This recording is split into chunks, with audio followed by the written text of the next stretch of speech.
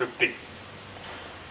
తర్వాత మళ్ళీ మన తెలంగాణ ప్రజాపక్షం అదొక 6-7 సంవత్సరాలు, అంటే 56-57 సంవత్సరాలు ఈ రంగంలో. అయితే విశాలందరిలో సమస్యలు వేరు, బయట సమస్యలు వేరు, ఆనాటి పరిస్థితులు వేరు, వాళ్ళ పరిస్థితులు వేరు.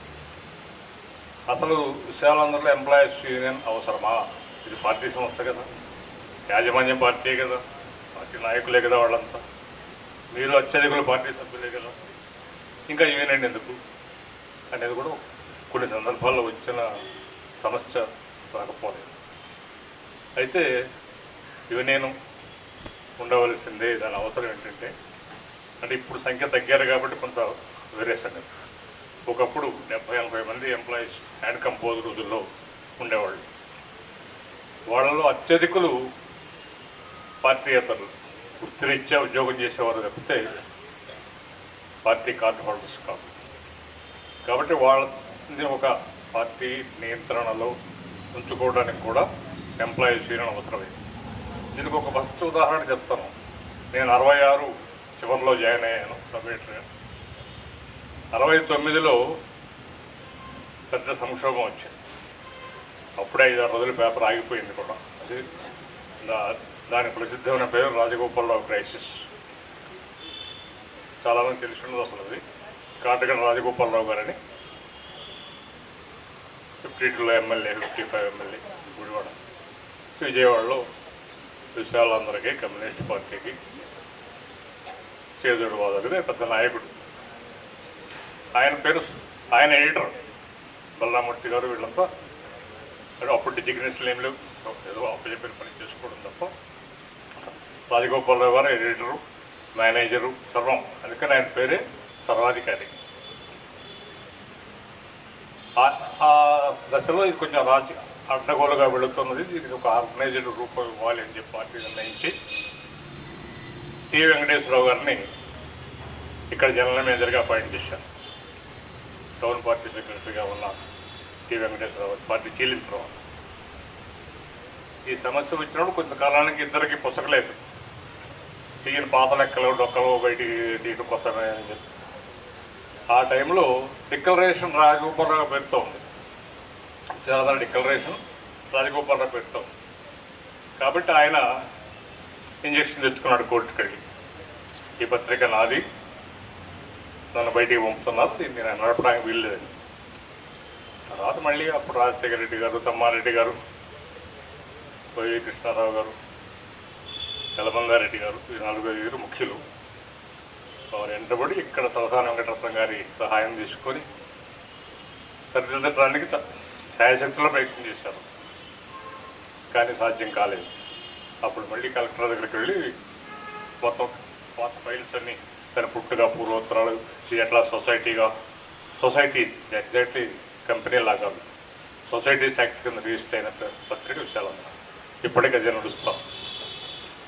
అప్పుడు కలెక్టర్ గారు 4 రోజుల తర్వాత ఆ స్టే ఆర్డర్ తీసుకున్న తర్వాత పత్రిక పునరుద్ధరణైంది. అది ఫస్ట్ క్రైసిస్. ఆ క్రైసిస్లో కొంతమంది ఎడిటోరియల్ స్టాఫ్లో, కొంతమంది వర్కర్స్లో రాజగోపాలరావు గారి పట్ల వ్యక్తిగత అభిమానం ఉన్నవారు ఉన్నారు. అది ప్రదర్శించారు కూడా. అటువంటి వారందరినీ భయపెట్టడము, బతిమలాడము, బయటికి పంపడము, ఈ పని చేయగలిగింది మేనేజ్మెంట్ కాదు, తోటి ఎంప్లాయీస్ ద్వారానే, ఎంప్లాయీస్ యూనియన్ ద్వారా ఆ పని చేశాము. 2-3 బయటికి వెళ్ళిపోయారు తప్ప టోటల్ ఎంప్లాయీస్ విశాలందరి పక్షాలు నిలబడ్డారు. ఆ రకంగా విశాలందరూ నిలబడింది. లేకపోతే అప్పుడే మూతపడింది. తర్వాత ఇంకొక సంక్షోభ దశ కాలం గడుస్తూ ఉంది. జీతాలు కొద్ది గొప్ప పెరిగినాయి, ఆదాయం తగ్గిపోయింది. దీనికి పార్టీ సబ్సిడైజ్ చేస్తున్నది. గిరిప్రసాద్ గారు కార్యదర్శిగా ఉన్న కాలంలో టి వెంకటేశ్వరరావు నెల ఇండియన్ పంపితే ఆయన డబ్బులు పంపితే నడుస్తూ, అది పార్టీకి కూడా భారమైన దశ వచ్చింది.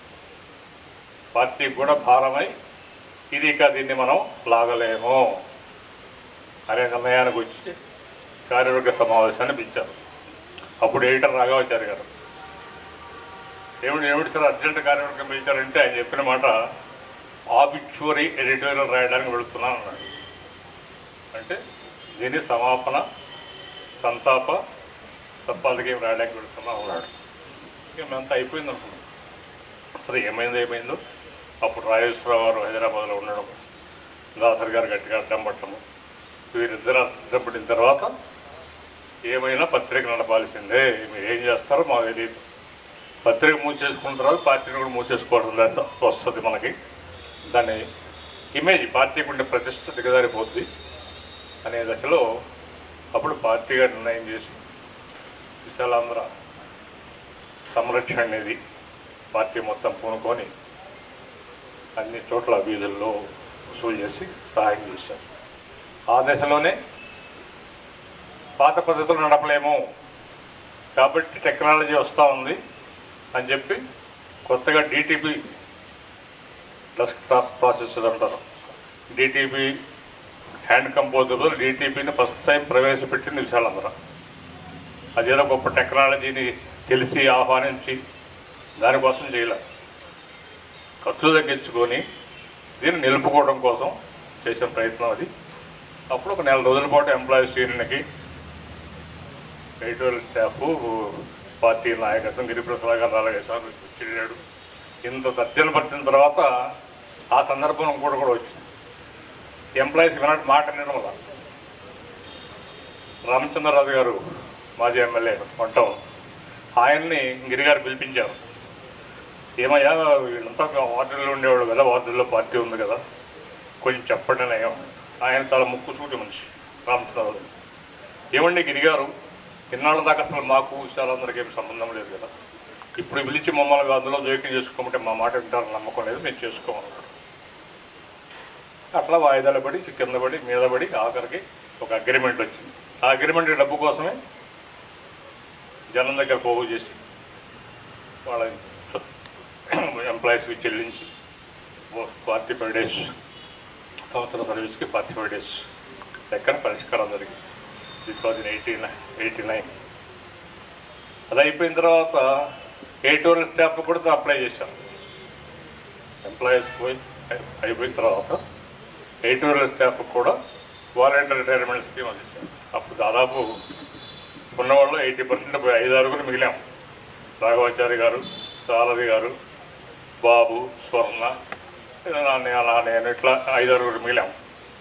అప్పుడు కొత్త వాళ్ళ రిక్రూట్మెంట్ అవసరమైంది. ఈ రిక్రూట్మెంటు పార్టీగా అప్పటికే కేడర్నిచ్చి ఆదుకునే అవకాశం లేదు. అప్పుడు మనకు తెలిసిన వాళ్ళని చుట్టుపక్కల మీరున్నారా అంటే ఎంక్వైరీ చేసుకుంటే అది పార్టీ ఫ్యామిలీస్ నుంచి బయట నుంచి కాదు. అప్పుడు 5-6 లేడీ కామ్రేడ్స్ విశాలందరి చరిత్రలో ఒక పెద్ద అధ్యాయం. ఇదిగో మంజరి ఇక్కడే ఉంది, అమ్మాజీ ఇక్కడే ఉంది. ఎడిటోరియల్ స్టాఫ్లోకి 5-6 లేడీస్ కామ్రేడ్స్ వచ్చిన దశ అది. వాళ్ళందరినీ మేము ట్రైన్ చేసుకుంటూ 4 years వాళ్ళు చేతి కట్టుకు వచ్చారు, చాలా కష్టపడ్డాం. అదొక దశ. ఈ రకంగా ఎంప్లాయీస్ యూనియన్ పాత్ర ఎప్పుడు ఉంటుంది, నాయకత్వం కూడా దీన్ని గుర్తించాలి. అంతా మనమే కదా. నాయకులకి పార్టీ సభ్యులకు ఉండే అవినాభావ సంబంధంతో పాటు నాయకత్వానికి మ్యాండేట్ అధికారం ఉంటుంది. ఏదన్నా ఇచ్చినప్పుడు ఇద్దాం మ్యాండేట్ ఉంటారు. ఆ మ్యాండేట్ కింద వాడికి సంతృప్తి కలిగించాలిగా. కాబట్టి ఎంప్లాయీస్ నెగోషియేట్ చేయడానికి ఎప్పుడు కూడా ఇన్స్టిట్యూషన్లో ఎంప్లాయీస్ అవసరం. అట్లాగే ఇప్పుడు ఇంకొక సంగతి చెప్పాలంటే, మన ఆర్గనైజేషన్తో పాటు ఆంధ్రప్రభ, ఇండియన్ ఎక్స్ప్రెస్ అప్పుడు పెద్ద ప్రాబ్లమాటిక్ డేటా సమస్యలు ఉన్నాయి. అప్పుడు కె పూర్ణచంద్రరావు అని కంచెర్ల పూర్ణచంద్రరావు సబ్ సత్యనపల్లి సబ్ ఎడిటర్గా చేరాడు. అంటే అంతకుముందు ఏఎస్ఎఫ్లో యూత్ ఫెడరేషన్లో ఫీల్డ్లో పనిచేసిన అనుభవం ఉంది కాబట్టి ఆ పోరాట శక్తితో కార్మికులు పోగు చేసి ఆంధ్రప్రదేశ్లో యూనియన్ పెట్టాడు. అక్కడ అంబటాంజనేయులు గారు సహకరించాడు. ఆంధ్రజ్యోతిలో యూనియన్ ఆర్గనైజ్ చేశారు. ఎక్కువ పోరాటాలు ప్రభులో జరిగిన పోరాటాలు అన్నిటికీ మన నుంచి ఎంప్లాయీస్ చేయడం కేకేస్తే 10 మంది రెడీగా వెళ్ళిపోయారు. అంత నిబద్ధత ఉన్న కాబట్టి అంటే ఎందుకు చెప్తానంటే, మన ఎంప్లాయీస్ మనకే కాకుండా ఇతరులకు కూడా నాయకత్వం వహించింది.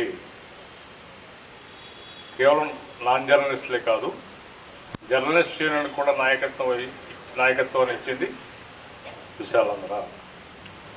ఫస్ట్ సి రాఘవాచారి గారు అప్పుడు వచ్చారు. ఏపీడబ్ల్యూజీ చాలా చిన్నది, హైదరాబాద్ విజయవాడ పబ్లికేషన్స్ మాత్రం ఉండేవి. 250 మంది జిల్లా కేంద్రాల విలేకరులు మాత్రం ఉండేవాళ్ళు కాదు, ఏ పత్రిక కూడా. ఆ దశలో రాఘవాచారి గారు ప్రెసిడెంట్ గాను జనరల్ సెక్రటరీ గాను ఒకటారమ్మ చేశారు. తర్వాత శ్రీనివాసరెడ్డి గారు 74, 76 నుంచి 74 చేరిన దగ్గర నుంచి 76, 77 ఆ ప్రాంతాల నుంచి దాన్ని ఒక అసిధారావృతంగా ఆ యూనియన్ ఆరోగ్యం ఎక్స్పాండ్. అప్పుడే పత్రికా రంగం కూడా ఎక్స్పాండ్ అయింది. మండలాలు వచ్చినాయి, టాబ్లెట్స్ వచ్చినాయి, జర్నలిస్టుల సంఖ్య చాలా పెరిగింది. ఆ రకంగా జిల్లాలో అన్ని తిరిగి వాళ్ళందరూ ఆర్గనైజ్ చేసి ఏపీడబ్ల్యూజీని ఒక బలమైన శక్తిగా రూపొందించారు. అట్లాగే ఇందాక నేను చెప్పిన పూర్ణ చంద్రరావు కూడా ఏపీడబ్ల్యూజీ మళ్ళీ ప్రెసిడెంట్ అయ్యాడు. All India news paper employees federation సెక్రటరీగా చేశాడు. కాబట్టి విశాలాంధ్ర జర్నలిస్ట్ యూనియన్కి, నాన్ జర్నలిస్ట్ యూనియన్కి నాయకత్వాన్ని ఇచ్చింది. అట్లా ఇంకొక పెట్టకథగా చెప్పాలంటే కళారంగానికి కూడా చేయించింది. పత్రికగా ఇవ్వటం కాదు, వ్యక్తులుగా చెప్తున్నాను నేను. పిచ్చయ్య ఉన్నాడు కాబట్టి చెప్పడం సమంజసం. 74 ప్రజానాట్యం పునరుద్ధరణ విజయవాడ జరిగింది. అంతకుముందు 72లో హైదరాబాద్లో ఫస్ట్ ప్రజానాట్యం యూనిట్ ఆర్గనైజ్ అయింది. అప్పుడు నేను అక్కడ రాయవాది సెక్రటరీ ఫస్ట్. ఇక్కడ 74 నాటికి గంజి వీరా అంటారు. ధవళ సత్యము, ఎంజి రామారావు వీళ్ళంతా కలిసి ఎర్రమట్టి నాటకం రాసి వీళ్ళు ఇక్కడ తయారు చేస్తారు. అది ఫిలిప్ ప్రజానాట్యం పునరుద్ధరణకి ఒక ప్రాతిపదిక, ప్రోత్సాహం ఇచ్చింది. అంతకుముందు ప్రయత్నాలు జరగకపోవాలి పునరుద్ధరించాలని. ఎందుకో జరగల అంటే వీళ్ళే గొప్పవాళ్ళని కాదు. ప్రజానాట్య మండలి పేరుతో కాకపోయినా యువజన నాట్య మండలినో, అరుణోదయనో రకరకాల పేర్లతో కమ్యూనిస్టు పార్టీ లెఫ్ట్లో చెందిన కళాకారులు ఆర్గనైజ్ వాళ్ళ కార్యక్రమాలు చేస్తున్నారు. కానీ మళ్ళీ ప్రజానాట్యం రివైవ్ చేయాలనేది ఒక ఆలోచన ఈ 2 కార్యక్రమాల నుంచి వచ్చింది. అప్పుడు తమ్మారెడ్డి గారు నడుం గట్టి చేశాడు. నేను ఎందుకు చెప్తున్నానంటే ఈ తరానికి అలా తెలియదు కాబట్టి చెప్తాను. అందువల్ల ఎంప్లాయీస్ పటిష్టంగా ఉండాలి. ఎంప్లాయీస్ కూడా మధ్యలో లేదండి, స్థాపనలో లేదు, 64 ప్రాంతాల్లో వచ్చింది.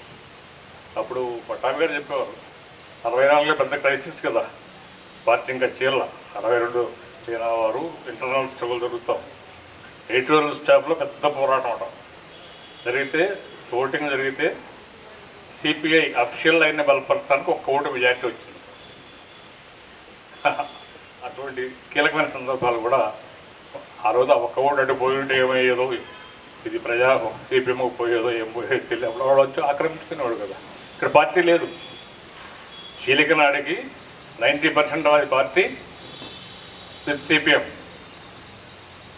అక్కడి నుంచి వాడు తర్వాత అందులోంచి విడిపోయి అది బలహీనపడింది. తర్వాత మనలోకి వచ్చాడు కాబట్టి అప్పుడు సిపిఐ మళ్ళీ మీసాలు తిప్పుకొని మళ్ళీ మేము అనే దశ వచ్చింది. ఒడిదుడుకులతో కూడిన చరిత్ర ఉంది. ఈ ఒడిదుడుకులు అన్నింటినీ విశాలాంధ్ర అనుభవించింది, ముందు కూడా అనుభవిస్తుంది. ఇదేదో రాజపాట కాదు. ఇక్కడ ఎవరు చేసి పనిచేసినా మన భక్తితో పాటు కొంత నిబద్ధత, త్యాగం చేసే మనస్తత్వం ఉంటేనే ఇక్కడ 10 ఏళ్ళు పనిచేయగలుగుతారు. అందులో ఇవాళ అవకాశాలు విపరీతంగా పెరిగిన అక్షరముక్క రానివాడు, తెలుగు రానివాడు, వాక్యం రానివాడికి కూడా ఒక గొట్టం పట్టుకొని ప్రచారం చేసుకునే అవకాశాలు చాలా ఉన్న రోజుల్లో కేడర్ని నిలుపుకోవడం కష్టం. ఇవాళ కాలమాన పరిస్థితులను బట్టి కేడర్ని కాపాడుకోవాలి, రక్షించుకోవాలి. కాకపోతే ఉన్న వాళ్ళతో సరిపెట్టుకోవడం కొంతకాలం నడుస్తుంది. ఈ తరం తర్వాత ఎవరు కాబట్టి దీన్ని ఫాలో అప్ అనే ఒక సెకండ్ లేయర్ జర్నలిస్టులు కానీ, నాన్ జర్నలిస్టులు కానీ కూడా మనం తయారు చేసుకున్నప్పుడే దీన్ని 10 కాలాల పాటు నడపగలుగుతాం. ఈ అవకాశం ఇచ్చినందుకు, ఇంతసేపు నా సోదరి విన్నందుకు మీ అందరికీ ధన్యవాదాలు చెప్తూ సెలవు తీసుకుంటాం.